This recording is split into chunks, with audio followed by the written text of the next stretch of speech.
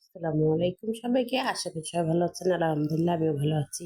তো এই তো আজকে আমি ফুলকপি দিয়ে মাছ রান্না করলাম। তো এটা হচ্ছে ফুলকপি প্রথমবার আমরা খাচ্ছি এই শীতে। আজকেই প্রথম উঠিয়েছে চুলায়, তাই ভাবলাম যে আপনাদেরকে একটু দেখিয়ে দিই।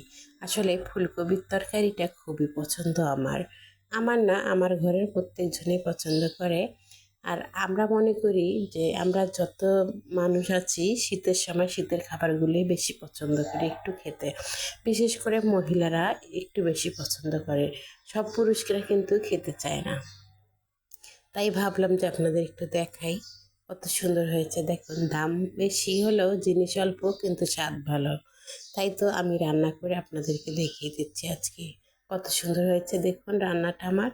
তো এভাবে রান্না করে খেতে কিন্তু খুবই ভালো লাগে, সঙ্গে একটু মাছ দিলে, ঝোল করলে ভালো লাগে খেতে। এক তরকারি দিয়ে কিন্তু ভাত খাওয়া হয়ে যায়, ঠিক আমার মতো। আমি অনেক পছন্দ করি, তাই এক তরকারি খেতেই বেশি পছন্দ করতেছি। তাই আপনাদেরকে দেখিয়ে দিলাম, দেখুন কত সুন্দর হয়েছে আমার তরকারিটা। আল্লাহ হাফেজ সবাইকে।